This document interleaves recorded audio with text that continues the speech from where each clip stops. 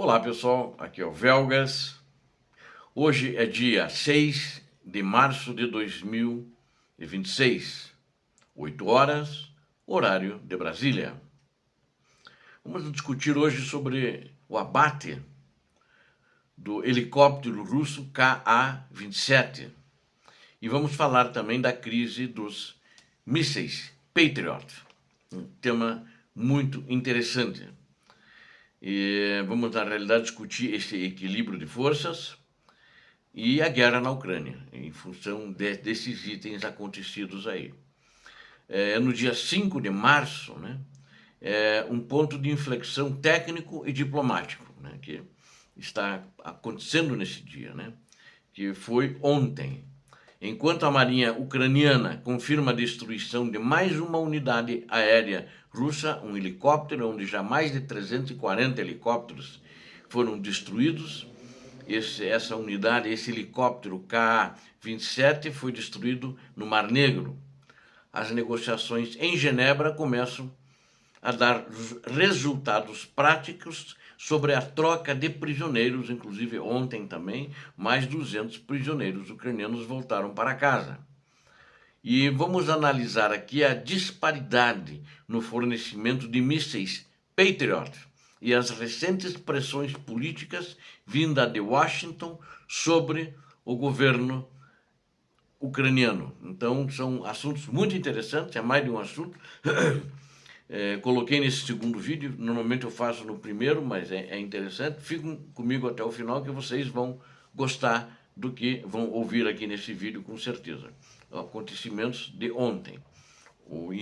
E também dados a conhecimento ontem, né? Então, quero convidar você que não é inscrito, inscreva-se no canal, dê um like, compartilhe com as suas redes sociais, faça seus comentários. Eu conto com vocês. Muito obrigado. Aqui é o canal da Verdade.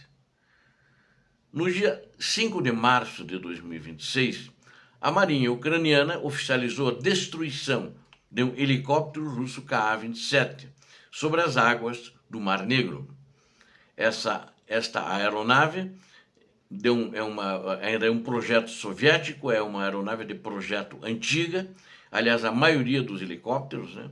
E ela é especializada em guerra antissubmarina. Ela é para detectar onde estão os submarinos e orientar as cargas dos navios de guerra russos de superfície a jogarem cargas para destruir submarinos inimigos, se for o caso. A Ucrânia não tem nenhum submarino ativo. Não tem navio, né? Os submarinos que ela tinha eram nucleares. E como foi feito em 1994, aquele acordo em Budapeste, onde ela entregava as armas nucleares, ela teve que entregar também os submarinos para a Rússia, que jurou defender a Ucrânia, tal como os Estados Unidos da América também juraram defender a Ucrânia e a Inglaterra também. Eu diria, pode-se não gostar, bem ou mal, mas eles defenderam a Ucrânia porque mandaram armamento, como estava previsto em Budapeste.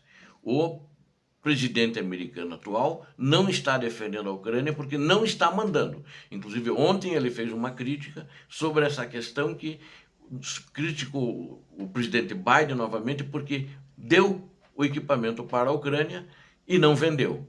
E ele não está dando. Ele agora, recentemente, dá para dizer poucos meses, que eles estão vendendo para a Europa e a Europa está doando para a Ucrânia. Mas ele deveria dar, porque o Acordo de Budapeste prevê isso, né?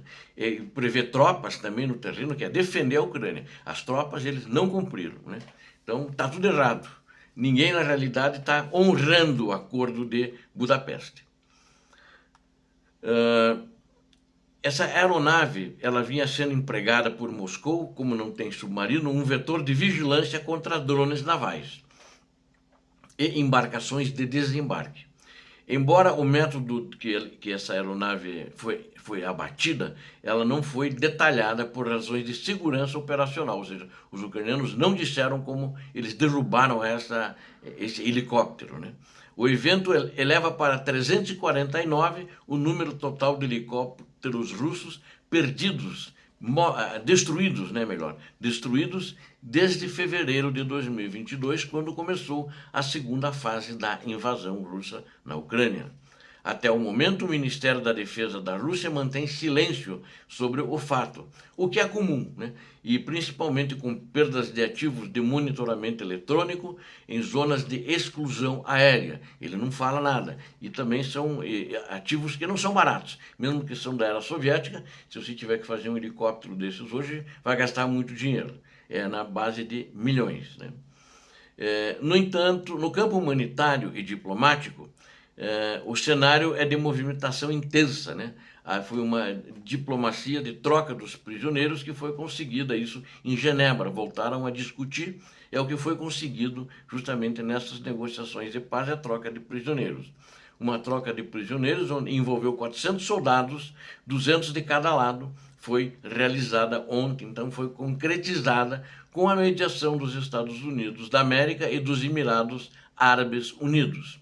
Esse movimento é identificado pelo procurador da Justiça ucraniano, Dmytro Lubinets, como a primeira fase de um acordo mais amplo estabelecido durante as rodadas de negociação em Genebra, no mês de fevereiro agora, próximo passado. Há uma previsão confirmada pelo conselheiro russo ligado diretamente ao ditador da Rússia, o conselheiro chama-se Vladimir Medinsky, de que uma nova troca na proporção da agora maior, de 500 por 500, ocorra entre os dias 5 e 6 de março. Bom, dia 6 é hoje, então talvez aconteça hoje. Ontem só tinha acontecido esses 200. Entre os repatriados ucranianos encontram-se veteranos de cercos críticos, como Mariupol, então estão há muito tempo presos. Mariupol, a luta por Mariupol foi, na realidade, em 2022, e defensores ucranianos das regiões de Donetsk e Kharkiv. Durante uma coletiva de imprensa, o presidente Volodymyr Zelensky, ontem, ele falou sobre um vetor de defesa importante que são os mísseis Patriot, que a Ucrânia está usando. E ele mostrou uma estatística alarmante sobre a capacidade de defesa aérea global. Na minha opinião, ela é alarmante. Em apenas 3 dias de escalada no Oriente Médio, após operações contra alvos iranianos que resultaram na morte de Ali Khamenei, foram disparados mais de 800 mísseis Patriot. Vou repetir para não deixar dúvida, como eu errei no início.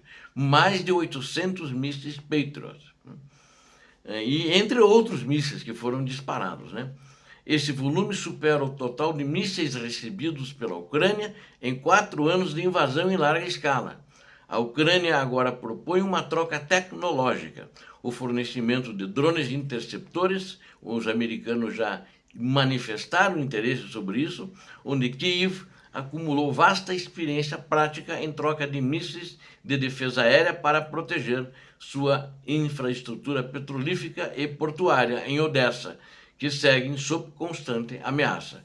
Então ele quer mais mísseis Patriot, mais lançadores, e ele para isso vai dar esses drones interceptadores que eles estão tendo problema. Os Shahed, o Irã tem quantidade muito grande e está mandando o Shahed em cima dos americanos, dos israelenses e dos demais países no Oriente Médio que ele está atacando. E aí tem também uma questão muito importante que eu quero colocar para vocês aqui, já um outro assunto, a pressão de Washington, né? E o fator Trump eu chamei, né? O que é isso? No flanco político externo, o ex-presidente Donald Trump intensificou as críticas à postura negociadora da Ucrânia.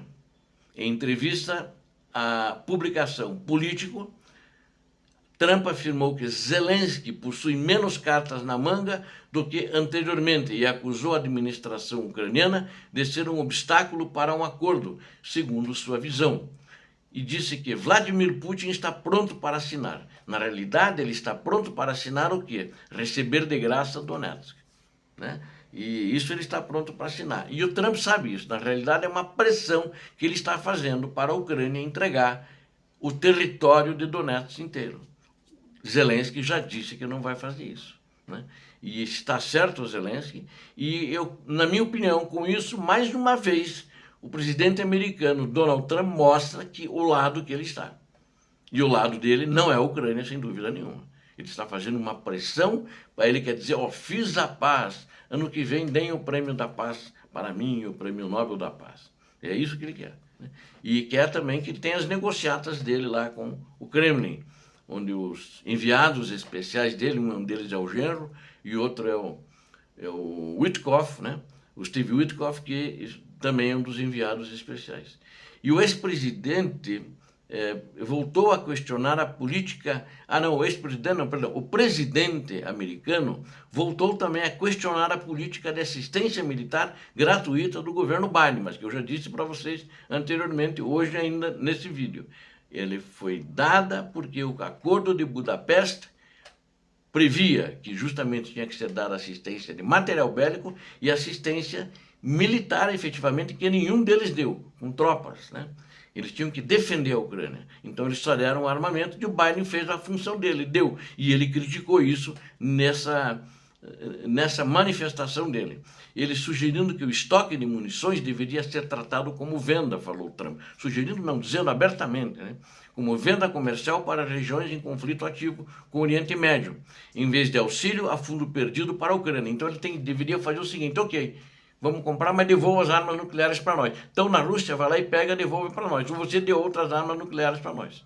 Eles enganaram a Ucrânia, né? Todos enganaram a Ucrânia, os americanos, né, os ingleses e a Rússia. E a Rússia, só que a Rússia é sedenta de sangue, um regime nazista que eles têm lá, eles atacaram a Ucrânia. Os eventos de 5 de março demonstram uma guerra que se desdobra em múltiplas frentes, né? No mar, a perda, os russos perderam esse helicóptero, o Ka-27. Isso deixa a Rússia, perde parte da visão que eles tinham em cima, porque ele cega, né? Ele estava monitorando, procurando drones marítimos, né? Tentando cuidar ali do Mar Negro para não atacar, para a Ucrânia não atacar os petroleiros russos, os petroleiros da Frota Fantasma, ou eventualmente navios, ou atacar o porto de Novorossiysk, como já fizeram com sucesso, e esse helicóptero foi derrubado. Na frente diplomática, em Genebra, os resultados humanitários, né, que eu acho importante também. Eu não lamento que é só isso, mas seria bom se tivesse avanços concretos e que satisfazessem a Ucrânia também. Mas o que o Putin quer não é negociação, né? Então foi bom que trocaram 200 e parece que por esses dias vão trocar mais 500. Contudo, o cenário macro aponta para um desafio logístico severo, a competição por recursos de defesa aérea com o Oriente Médio. Então mostrou isso claramente agora, que a Ucrânia recebe bem menos do que eles gastaram em 3 dias de guerra, gastaram em mísseis Patriot. A competição com o Oriente Médio, essa competição de recursos, né? E a crescente pressão política interna dos Estados Unidos, através de seu presidente, que tenta redesenhar os termos de qualquer futuro acordo de paz. Putin e Donald Trump estão querendo violentar a Ucrânia, violentar Zelensky, mas não conseguirão, pelo menos é a minha torcida e as minhas orações. Obrigado a vocês que assistiram este vídeo, conto com vocês, inscrevam-se no canal, deem um like, compartilhem com suas redes sociais, façam seus comentários. Deus abençoe a todos vocês, Deus abençoe a Ucrânia, Deus abençoe o Brasil. Paz e bem, paz para toda a humanidade.